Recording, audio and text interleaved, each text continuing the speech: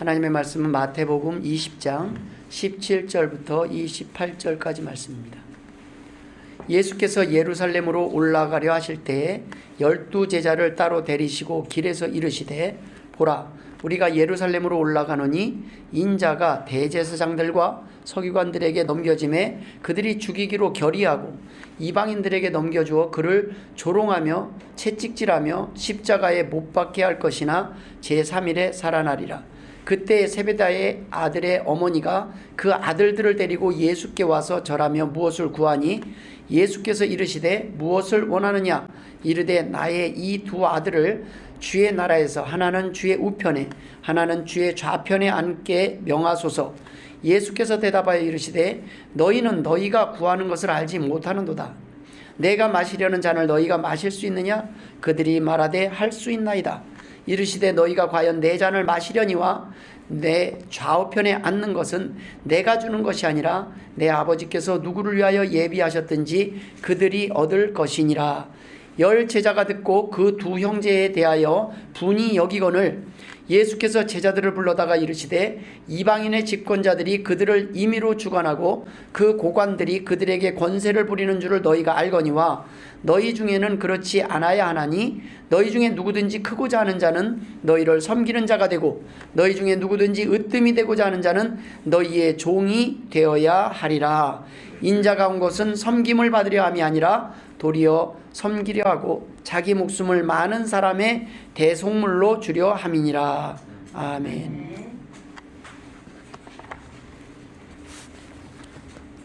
할렐루야. 하나님께서 오늘도 본문을 통하여 우리에게 필요한 말씀으로 은혜 주시길 주의 이름으로 축원드립니다. 오늘 본문은 주님께서 포도원 비유를 말씀하신 후에 이어서 기록된 내용입니다. 포도원 비유는 간단하게 요약하면 포도원의 주인이 아침부터 일할 사람을 쳤습니다. 아침 9시에 온 사람, 11시에 온 사람, 1시에 온 사람, 3시에 온 사람, 5시에 온 사람, 종류별로 다 달리 늦게 온 사람, 빨리 온 사람이 있었어요. 그런데 이렇게 시간이 다르게 왔지만 일이 끝나고 난 뒤에 주인이 그들에게 페이를 지불할 때 보니까 다 똑같이 지불하는 거예요. 나중에 온 사람부터 주는데 한 달란트 다 똑같이 주니까 이제 처음에 온 사람은 나는 많이 받겠구나 했더니 똑같이 한 달란트예요. 그랬더니 불평을 하는 겁니다. 그 불평하는 소리를 듣고 어떻게 해요? 주인이 이건 내가 정한 거다. 나는 약속을 지켰다. 너희들에게 더 내가 주겠다고 약속한 것도 없고 덜 주겠다고 약속한 것도 없고 내가 주기로 한 그 금액을 준 것뿐이다. 여기에 대해서 너희들이 불만을 가질 이유가 없다. 이것이 포도원 비유의 내용입니다. 그런데 이 말씀을 하신 후에 오늘 본문의 내용이 기록되어 있습니다. 천국은 바로 그런 곳이라는 거예요. 나중에 왔거나 먼저 왔거나 다 누구에게나 공평하다는 겁니다. 여러분, 먼저 온 목사는 천국에 가고 나중에 온 사람들은 천국에 못 가는 것이 아니라 나중에 온 사람도 죽기 직전에 예수 믿어도 다 천국 갈 수 있다는 말씀입니다. 그것이 하나님의 뜻이라는 거예요. 왜 이것이 하나님의 뜻인지, 이것이 공평한 것인지 우리는 말씀을 통해서 하나님에 대해서 알게 되면, 천국의 비밀에 대해서 알게 되면 이해할 수 있습니다. 그런데 이 말씀을 하신 이후에 제자들에게 설명을 해주셨음에도 불구하고 제자들은 여전히 주님께서 말씀하신 그 천국에 대해서 아직 온전히 이해하지 못했다는 것이 오늘 본문의 내용입니다. 저는 오늘 본문을 중심으로 주님께서 이 제자들에게 끝까지 알려주시고자 했던 그 천국이 어떤 것인지 함께 은혜를 나누길 원합니다. 사람들은 각자의 목적을 이루기 위하여 현재의 희생과 고난을 견디며 감수합니다. 그런데 그 목적이 잘못되면 평생 고난을 참고 견디었지만 만족스럽지 못한 결과를 우리는 경험하게 될 수 있습니다. 주님께서는 오늘 주님의 제자되는 우리들도 이 땅에서 무엇을 위해 고난을 견뎌야 하는지, 그리고 그 고난을 견딜 수 있는 이유가 무엇인지 알기를 원하셨습니다. 저는 오늘 함께 나누길 원하는 첫 번째 내용은 주님께서는 우리를 구원하시기 위해 고난을 당하셨다는 것입니다. 주님께서 왜 우리 대신 형벌을 받으셨을까요? 그것은 하나님은 사랑이시기 때문입니다. 자녀의 죄값을 대신 치르신 이유는 하나님은 사랑이시기 때문입니다. 우리가 고난을 당하고 벌을 받는 것을 원하시지 않았다는 것입니다. 그런데 왜 하필 그 고난이 십자가여야만 했을까요? 우리의 죄로 인해서 우리가 받아야 될 지옥의 형벌이 결코 가볍지 않다는 말씀입니다. 그 고난이 우리가 감당할 수 있는 고난의 무게가 아니기 때문에 주님께서 감당하셔야만 했습니다. 오늘 본문의 내용을 보면 주님은 이미 알고 계셨어요. 이제 좀 있으면 나를 잡으러 올 것이다. 그리고 그들이 나를 어떻게 할 것이다를 다 알고 있었어요. 그럼에도 불구하고 주님은 피하지 않으셨어요. 이것을 감당해야만 했기 때문에 주님은 그 시간을 기다리고 준비하셨습니다. 그런데 가벼운 형벌도 많고 쉽게 죽는 길도 많은데 하필 십자가형을 주님께서 겪게 된 이유가 무엇이겠습니까? 주님께서 왜 이 고난을 피하지 않으셨을까요? 죄가 없으신 주님 외에는 우리의 죄값을 대신할 만한 그 고난의 잔을 대신 마실 수 있는 사람이 없기 때문입니다. 십자가는 약한 자가 감당할 수 있는 고난이 아닙니다. 주님께서 지셨던 그 십자가는 연약함의 상징, 실패의 상징이 아니라 승리의 상징입니다. 십자가 고난을 통해서 주님께서는 진짜 만왕의 왕이시오 강한 분이심을 증명하셨기 때문입니다. 주님께서는 십자가 고난을 친히 감당하심으로 언젠가 너희도 나처럼 하나님의 사랑을 알게 되면, 그 비밀을 알게 되면 기쁨과 즐거움으로 어떠한 고난도 감당할 수 있게 될 것이다 라는 메시지를 남긴 것입니다. 그렇지만 아직은 아니었습니다. 주님은 제자들을 위해 고난을 당하셨지만 주님께서 곧 고난 당하실 것과 3일 후에 부활하실 것에 대해서 말씀하고 계심에도 불구하고 제자들은 지금 어떻습니까? 주님의 고난에는 관심이 없고 주님의 부활 후에 차지할 높은 자리에만 관심을 갖고 있었습니다. 제자들은 주님이 돌아가실 것도 믿었고 다시 살아날 것도 믿는 믿음이 있었습니다. 그런데 이들의 관심은 고난을 당하시거나 살아나시거나 여기 있는 게 아니에요. 부활 이후에 나는 어떤 자리에 있을 것인가, 나는 얼마나 높은 자리에 있을 것인가, 여기에 관심이 있었던 것입니다. 야고보와 요한뿐만 아니라 조금이라도 더 좋은 자리, 더 높은 자리를 위해 어머니까지 동원한 세베대의 아들들에게 높은 자리를 빼앗기게 되는 것이 싫어서 선수를 놓친 것이 아닌가 해서 나머지 제자들이 분노했다는 것은 나머지 제자들 또한 이 땅의 성공, 세상적 성공에만 관심이 있을 뿐 하늘나라에서의 높은 자리를 위해 감당해야 할 이 땅의 고난에는 관심이 없었다는 것입니다. 사람들은 똑같은 죄를 지면서도 나는 괜찮고 다른 사람들은 안 된다고 합니다. 똑같은 죄를 지어도 나에게는 관대해요. 그러나 다른 사람들은 안 되는 거예요. 지금 나머지 제자들이 분노한 이유가 거기에 있었습니다. 세베대의 아들 야고보와 요한이 예수님한테 와서 탁 하는 거예요. 그 나머지 제자들이 다 있는 데서 주님, 나중에 그 어머님까지 동원을 해요. 이 어머님을 동원한 이유가 무엇인지 아십니까? 차마 자기 입으로 하기는 그러니까 엄마 카드를 쓰는 거예요. 그래가지고 자기 속 내용을, 속마음을 어머니를 통해서 대신 전달하게 하는 겁니다. 이 야고보와 요한이 결국에는 어머님을 통해서 전달한 메시지는 무엇이냐면, 천국에 가게 되면 한 명은 오른편, 한 명은 왼편, 우리 두 아들을 양편에 앉혀주십시오, 이거라는 거예요. 그걸 나머지 제자들이 탁 들으니까 뒷북 맞은 거야. 한 발 늦었다. 야, 내가 저걸 생각 못했네. 그런데 이것을 보고 분노했다는 것은 뭐냐면 제자들도 그 자리를 원하고 있었다는 거예요. 누군가는 주님의 좌우에 앉기를 원했다는 겁니다.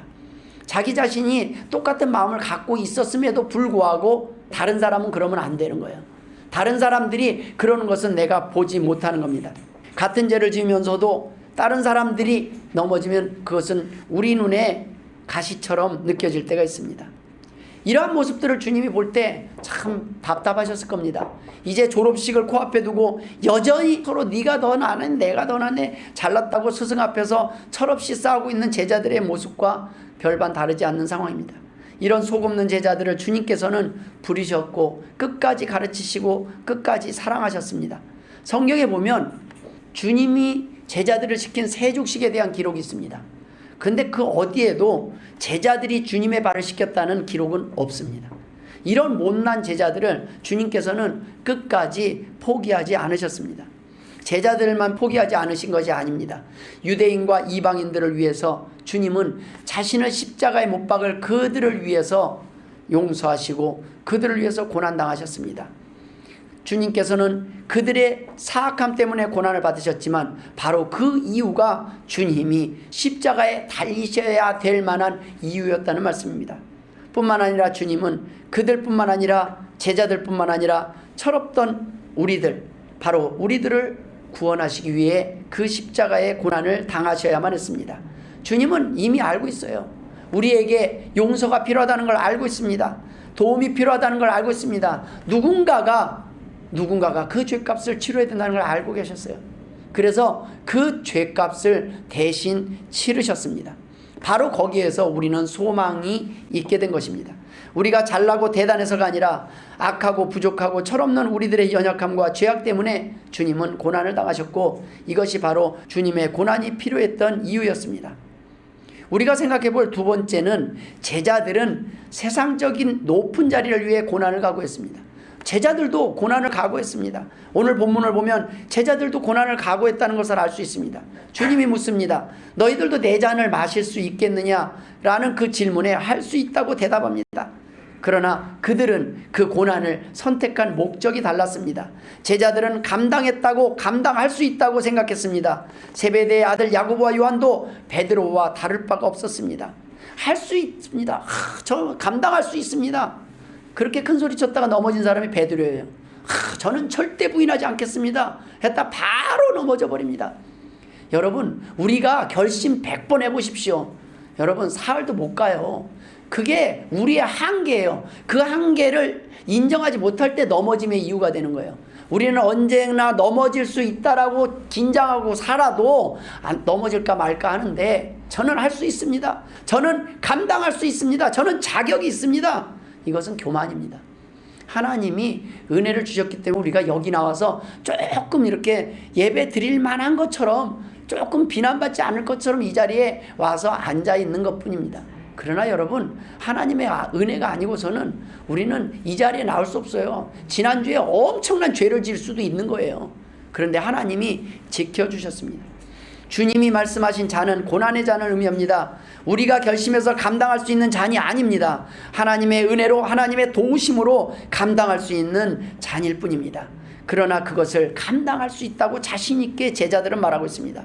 내가 내 힘으로 무엇인가 결심하고 지킬 수 있다고 생각하는 것 그 자체가 삶의 실패의 이유요, 아직도 교만하다는 증거입니다. 잘되면 자신들의 공을 자랑할 것이요, 하나님 앞에 마치 배려가 권리인 양 보상을 요구할 것입니다. 포도원의 비유가 바로 그거예요. 주인은 고용을 했고 그 고용한 약속한 대로 보상을 했을 뿐인데, 왜 우리는 아침부터 왔는데 똑같은 페이를 주냐고 주인에게 항의를 하는 것입니다. 제자들이 그랬습니다. 자신들은 누군가보다 더 높은 자리에 있을 만한 더 나은 헌신에 대한 보상으로 자신들은 다른 사람들보다 더 우선적인, 더 나은 자격과 권리가 있다고 착각한 것입니다. 제자들이 고난의 잔을 마시겠다고 한 목적은 무엇이었습니까? 높은 자리였습니다. 제자들의 열심과 고난은 구원에 감사해서 감당한 것이 아니었습니다. 제자들은 하나같이 특별히 자랑할 것이 없는 스펙들이었습니다. 주님께서는 그런 보잘것없는 스펙 같지 않은 스펙들을 가진 제자들을 부르신 이유가 무엇입니까? 제자들은 어부고 조롱받는 세리마태였고, 그들은 별 볼 일 없고 존재감 없는 사람들이었어요. 주님은 괜찮은 사람들을 부르신 것이 아니라 그렇게 이 세상에서 자존감이 철저히 바닥에 칠 만한 그런 사람들을 부르셨어요. 자랑할 것 없는 사람들, 자격 없는 자들을 불러서 지금 주님의 제자로 삼아주시고 하나님의 귀한 일꾼으로 삼아주시고 구원해 주심에 감사하며 낮은 마음으로 초심을 잃지 말고 겸손히 섬기라는 것이 주님의 메시지였습니다. 지금 자신이 어떤 존재였는지 잊어버리는 거예요. 아내가 예전에 영어학원에서 한 부족한 애를 돌보면서 애가 보니까 조금 다른 애보다 늦더라는 거예요. 받아들이는 게 좀 부족함이 있어서 특별히 신경 써서 또 돌보고 성적이 좀 오르니까 아이가 어느 날 아내에게 승질을 내더랍니다. 함부로 막. 그래서 야단을 쳤대요. 그 다음엔 그러니까 좀 수그러지더라고요. 옛날에 성적이 낮을 때 그냥 막 20점 30점일 때 그때를 잊어버리고 이제 좀 한다는 거예요. 막 올챙이 때를 잊어버린 겁니다. 우리가 언제 넘어집니까? 이제 뭔가 좀 자격이 된다고 생각할 때 넘어집니다. 그러면 쉽게 화가 나고 억울할 것입니다. 여러분, 처음에 교회를 나오면은요, 겸손해요. 그런데 어느 정도 되고 이렇게 뭐 좀 이렇게 시간이 지나고 뭐 좀 한 것 같으면 어깨에 힘들어가면 착각하는 것입니다. 예, 올챙이 때 잊어버리는 거예요. 교회는 그런 것이 아니라는 겁니다. 그때 넘어져요. 그때 함부로 비판하고 그때 함부로 화가 나고 억울합니다. 주님 앞에 이렇게 말을 해요. 구원받은 것으로는 부족하다고 말을 합니다. 나는 그래도 누군가보다는 더 칭찬받을 만하다. 내가 저 사람보다는 낫다는 착각에 빠집니다. 그러면 그때는 우리에게 있어서 감사는 사라지고 원망과 불평, 분노와 억울함이 가득합니다. 마태복음 20장 포도원의 비유는 바로 이런 착각을 하지 말라는 내용이 기록된 것입니다. 높아지는 것이 목적이 되면 나보다 잘나 보이는 새 신자가 오면 어떻겠습니까? 반갑지 않아요. 뭐 이제 왔는데 이렇게 열심히 해? 나는 지금 몇 년이 됐는데 이러는데 막 오자마자 뭐 그냥 새벽기도부터 막 너무 열심히 하는 거예요. 긴장하는데 이거 뭐지? 내 자리가 위태로운데 그동안 나의 존재감이 저 사람 때문에 가려지는 것 같아. 뭐 좀 잘난 사람들을 보면 막 조금 잘나 보이고 사람은 나보다 잘났어요. 내가 못한 걸 무엇인가 다 잘하고 있어요. 그런데 그런 사람이 오면 막 위기감을 느끼는 거예요. 질투를 하고요. 나보다 늦게 와서 더 열심히 하는 성도들을 질투하고 톡톡 좋아서 또 사흘도 못 가게. 예? 다 여러분 지금 새로운 분들 여러분 하나님이 똑같이 사랑하는 자녀임을 믿으실 주의 이름으로 축원드립니다. 그리고 더 중요한 것은 하나님이 보시기에는요 다 똑같아요. 목사나 성도나 이제 오나 나중에 오나 다 귀해요. 그게 포도원의 비유의 핵심이에요. 너희들이 보기에는 이 사람은 늦게 와서 일찍 와. 하나님이 일찍 부르실 수 있었어요. 일찍 사용하실 수 있었어요. 때가 있는 거예요. 누구 하나 더 낫다 덜 낫다가 아니라 너희들은 낫다 해봤자 도토리 키재기고 그것 또한 내가 은혜를 주었기 때문에 그 자리에 있다는 거예요. 아무리 여기 고고해 보여도요 저도 장담할 수 없습니다. 하나님이요 저를 스트레스 받게 하는 사람들 막 이렇게 오면 제가 어디까지 견딜 수 있다고 장담하겠습니까? 언제 욕이 나올지 몰라요. 욕이 안 나올 만하게 좋은 사람들을 보내주셔서 제가 참고 있는 것일 수 있다는 거예요. 우리는 누구도 자만해서는 안 됩니다. 우리는 누구도 안 쓰러진다는 보장이 없어요. 두세 명만 붙여주면 그냥 나와요. 우리 안에 이 죄성이 나와요. 미움이 나오고 분노가 나와요. 하나님이 오늘도 우리를 이렇게 고만고만하게 죄 안 짓게 우리를 그냥 순식간에 교도소로 우리의 거처를 이동시킬 수 있는 분이 하나님이에요. 그냥 한순간에 평생 착하게 살고 조심해서 살았는데 한순간에 못 참고 우리가 범죄자가 될 수 있는 건 하나님의 돌보심이 없으면 그냥 한순간에 끝나요. 여러분 나보다 더 늦게 와서 더 열심히 하는 성도들을 질투하지 마시길 바랍니다. 그들을 존중하시고 섬길 때 교회가 교회됨을 이루는 것입니다. 천국은 선착순도 아니고 성족순도 아닙니다. 은혜로만 가능하다는 말씀입니다. 세 번째, 우리는 고난의 목적이 달라져야 합니다. 오늘 본문의 메시지는 우리가 천국에서 높아지기 위해서 이 땅에서 겸손하게 낮은 자리에서 섬기라는 말씀도 아닙니다. 우리가 진짜 죄인 중에 괴수임을 깨닫고 구원받은 것만으로도 감사한 마음으로 섬길 수 있음에 감사하며 즐거운 마음으로 고난을 견디고 있다면 그 사람이 진짜 천국에서 귀하다고 인정받을 것이라는 그 증거를 가지고 있다는 겁니다. 잘난 사람, 성공하는 사람들이 되기 위하여 온갖 스트레스를 참으며 이 생의 한풀이를 위해 이전보다도 더 높아지기를 원하며 추구하는 삶이 아닙니다. 돌아온 탕자처럼 죄인 중에 괴수라고 고백한 바울처럼 주님이 여지껏 기다리셨고 부르셨고 사용하신만으로도 감사할 줄 아는 사람들만이 이 땅에서 복음을 위해 하나님을 위해 당하는 고난을 기쁘고 즐겁게 감당할 수 있다는 말씀입니다.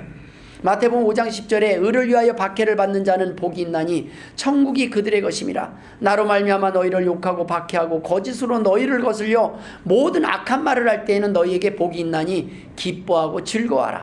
하늘에서 너희의 상이 큼이라. 너희 전에 있던 선지자들도 이같이 박해하였느니라.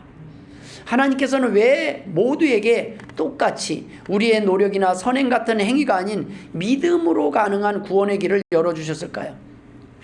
우리의 행위로 치를 수 있는 정도의 죄가 아니라는 말씀입니다. 선을 행함으로 갚을 수 있는 죄가 아니라는 거예요. 때문에 은혜로만 가능한 겁니다. 우리 가진 것 다 털어도 우리의 죄값을 감당할 수가 없어요. 우리의 죄의 크기가 너무 커서 우리 서로 그것으로 갚을 수 있는 다 빚쟁이에요. 어차피 파산하기 직전이에요.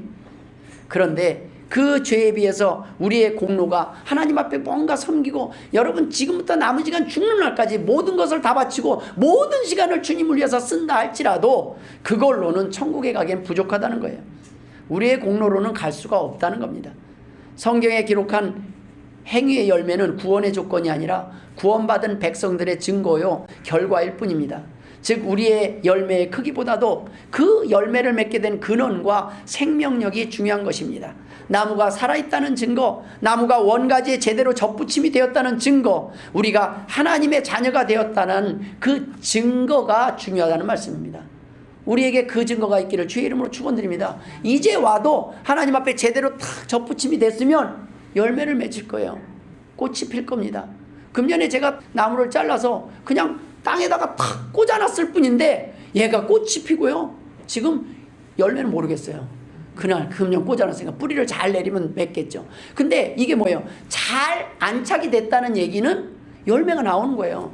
근데 오래 심은 나무가 그러면 항상 더 좋은 열매를 맺는다? 아니에요. 그것도 두고 봐야 될 일입니다. 어느 나무가 더 자랄지. 왜요? 어느 땅에 꽂아졌느냐에 따라 달라요. 어느 땅에 거름이 더 많느냐에 따라 다르고, 하나님께서 비를 제때에 주시느냐 안 주시느냐에 따라 달라요. 똑같이 먼저 심겼다고 먼저 잘 자라는 게 아니에요. 그러다가 또 병 한번 탁 걸리면 그냥 죽어버려요.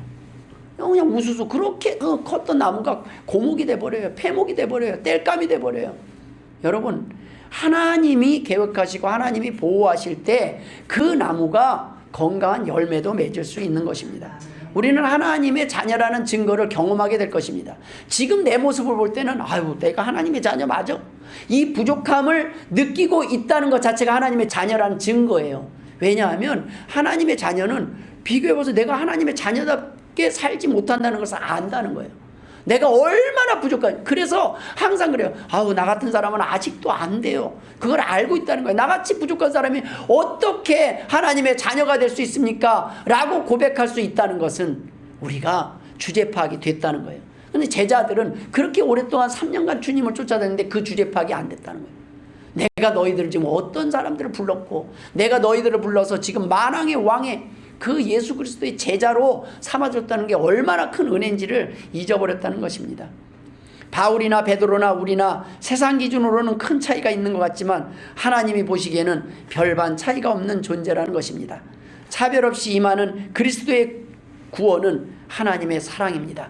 천국에서의 높고 낮음의 차이는 하나님의 차별이 아니라 우리의 믿음의 결과에 따라 달라질 뿐입니다. 우리의 기준과 이 땅의 기준이 다릅니다. 나중에 믿더라도 더 겸손히 섬기는 자가 더 큰 자라는 말씀입니다. 늦게 돌아왔으나 더 낮은 마음으로 섬긴다면 나중된 자가 더 강한 자요 높은 자가 될 수 있다는 말씀입니다. 무엇을 잘해서 높아지는 것이 아니라 잘한 것이 아무것도 없음을 인정하고 고백하며 겸손히 낮은 자리에서 섬기는 사람이 더 높아질 것이라는 말씀입니다. 찬송가 284장에는 오랫동안 모든 죄 가운데 빠져 더럽기가 한량없던 우리들, 아무 공로 없이 구원함을 얻어 하나님의 자녀 지금 되었네 라는 고백이 있습니다. 여러분, 우리는 공로가 있어서 구원받은 것이 아닙니다. 우리는 구원받았기 때문에 하나님 앞에 조금이라도 헌신하는 것뿐입니다. 그러나 그들의 공통점은 늦게 왔거나 일찍 왔거나 하나님의 은혜를 아는 사람은 오늘도 겸손히 하나님을 섬길 것입니다. 하나님이 사랑하라고 하는 사람들을 사랑하는데 두려움이 없을 것입니다. 하나님의 나라는 선착순이 아닙니다. 포도나의 비유는 하나님 나라의 성공의 법칙입니다. 늦은 게 아니다. 먼저 출발했다고 이기는 것이 아니다. 하나님의 나라는 성적순이 아니라 절대평가입니다. 누구나 믿음만 있으면 갑니다. 믿음만 충족하면 됩니다. 제자들의 고민은 천국은 입학한다는 확신이 있었어요. 나는 천국에 간다는 이거는 안 흔들렸어요. 그래서 천국에 어떻게 갈 수 있습니까? 이 질문을 한 것이 아닙니다. 지금 제자들은 뭐냐면 천국에서 누가 장학생이 될 수 있습니까? 누가 장학생이에요? 이제 졸업식이 얼마 안 남았는데 1, 2등 누구예요? 저희가 1, 2등 아니에요? 그 자리는 우리에게 주셔야 됩니다. 이 질문을 한 거예요. 제자들의 관심은 천국에서 누가 높은 자리에 앉을 수 있습니까를 고민하고 주님께 지금 청탁을 하고 있는 것입니다. 어머니까지 동원해가지고 누가 좀 더 낫습니까? 좀 이왕이면 좀 가까운 자리. 그 이단들 그 넷플릭스 보면은 앞자리가 제일 비싸더라고요. 여기 앉으려면 돈을 많이 내야 된대요. 여러분 우리는 아무나 앉아주셔도 좋습니다. 천국에는 다른 사람이 다 앞자리를 앉으려고 그러면 뒷자리에 앉고 다 뒷자리에 앉으려고 그러면 앞자리에 앉는 것이 은혜입니다. 남들이 싫어하고 남들이 불편하는 자리에 앉는 것이 은혜예요. 어디나 좋습니다 하는 것이 천국의 은혜의 자리입니다. 여러분 하나님 앞에 나와서 제가 더 낫지 않습니까? 제가 좀 더 열심히 하지 않았습니까? 저는 그래도 날 때부터 교회에서 태어나가지고 또 1대 아버지가 목사였고 2대로 하니까 이 정도면은 조금 높은 자리 하나님 자격 있지 않습니까? 착각하지 말라는 겁니다. 똑같다는 겁니다. 그래 너는 그 대답을 원하겠지만 미안하다. 똑같다. 아 이제 온 사람 똑같아. 다 내 자식이야. 다 내가 사랑해. 저는 너가 먼저 불렀으니까 너는 내 안에서 사랑받고 살았잖아.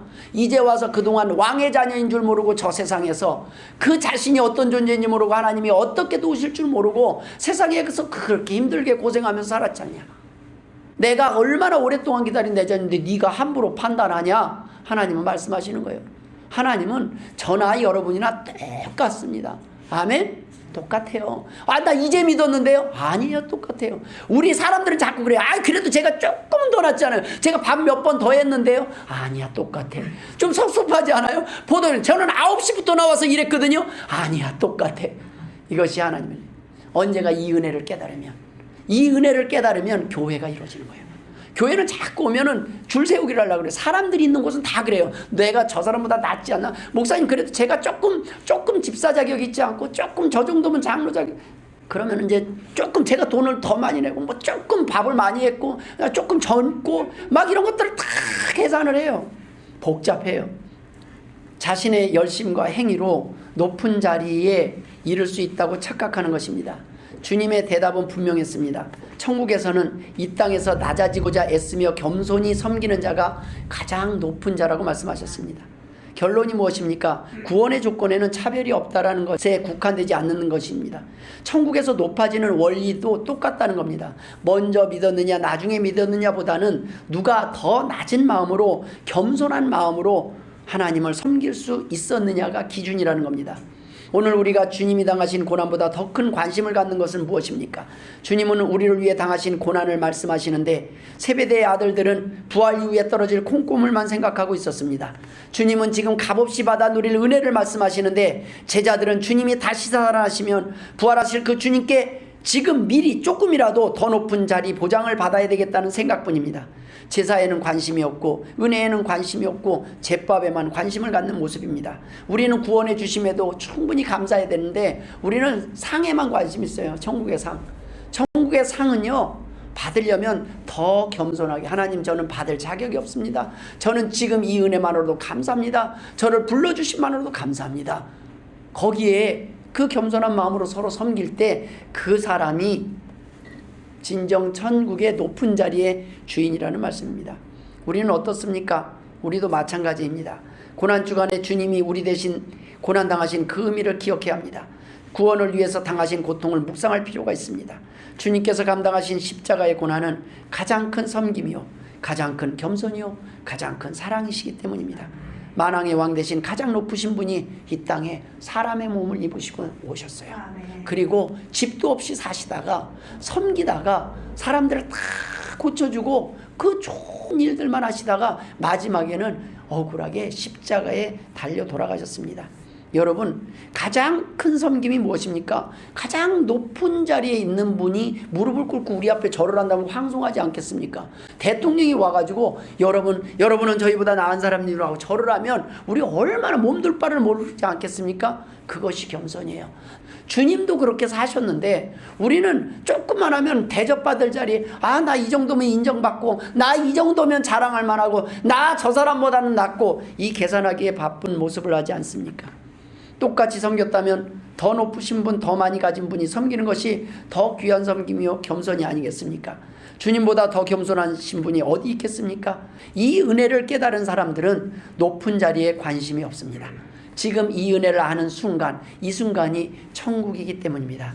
더 섬기기 위해, 더 낮아지기 위해, 더 많이 일하고 더 높아지고자 힘쓴다면 귀한 일입니다. 하지만 더 섬기기 위한 권세와 성공이 아니라면 아무 유익이 없습니다. 그것은 독이 될 수 있습니다. 세베대의 아들들은 높은 자리를 원했습니다. 고난을 피하거나 두려워하지 않았습니다. 그러나 그 목적이 높은 자리에 있었습니다. 잘못된 목적과 잘못된 고난의 대가를 원했습니다. 그런데 제자들을 향해 주님은 이렇게 말씀하십니다. 너희도 나처럼 더 낮아지고 섬기는 자가 될 것이다. 그것이 더 행복할 것이다. 결국은 천국은 너희들이 자격이 있어서 너희들의 공로로 가는 것이 아니라 하나님의 은혜로 가는 것이라는 것을 깨달을 때 너희들은 진정 섬김이 쉬울 것이다. 낮은 자리가 더 편할 것이다. 높임을 잡는 자리보다 남들을 섬기고 남들을 더 높게 여기고 더 낮게 여기고 사는 것이 쉬울 것이라는 말씀입니다. 자신이 가장 큰 죄인이라고 생각하고 겸손히 다른 사람들을 낮게 여기고 섬기는 사람들이 나중엔 천국에서는 가장 높은 자리에 있게 될 것이라는 말씀입니다. 사도 바울은 자기 자신을 죄인 중에 괴수라고 고백했습니다. 바울은 이 비밀을 깨달았다는 것입니다. 그리고 우리가 깨닫기를 원했습니다. 주님께서도 바로 이 비밀을 우리가 깨달아야 우리가 고난을 당해도 기뻐하며 승리할 수 있음을 오늘 말씀하고 계시는 것입니다. 우리는 이 땅에서 주님이 고난당하시는 그 고난을 통해서 천국에서 최고가 되는 방법을 본을 보여주셨음을 믿고 그 본을 따라서 우리도 주님처럼 이 땅에서 섬기는 것이 정말로 하나님이 원하시는 길임을 깨달아야 합니다. 만왕의 왕이심에도 불구하고 이 땅에서 겸손함을 통해서 가장 큰 사랑을 증명하셨습니다. 친히 발을 씻기심으로 낮아짐의 방법을 알려주셨습니다. 죄가 전혀 없으신 분이 가장 힘든 십자가에 달리심으로 낮아짐의 본이 되셨습니다. 나보다 일 더 잘하는 사람, 돈 많은 사람, 똑똑한 사람들은 많이 있습니다. 그러나 이런 사람들을 제치고 더 높아지려니 스트레스 받고 힘든 것입니다. 절망하게 되는 것입니다. 그러나 다른 사람들보다 낮아지는 것은 우리는 누구나 할 수 있습니다. 그러니 희망이 있습니다. 섬김이 지혜요 능력이기 때문입니다. 다른 사람보다 높아지려면 여러분 애 많이 쓰셔야 돼요. 저 죽을 때까지 해도 저 못 쫓아와요. 제가 드린 예배 횟수를 못 쫓아와요. 그러나 여러분 낮아짐이 비밀이라면 오늘부터 우리는 낮아질 수 있습니다. 더 낮아지기에 힘쓰는 주의 복된 성도들 되시길 주의 이름으로 축원드립니다. 기도하겠습니다. 하나님 아버지, 고난을 피하고자 했습니다. 고난을 감당할 수 있는 성도들이 되게 하여 주옵소서. 더 높아지려고 했습니다. 더 낮아지기를 힘쓰는 교회가 되게 하여 주옵소서. 감사하며 예수님의 이름으로 기도드리옵나이다. 아멘.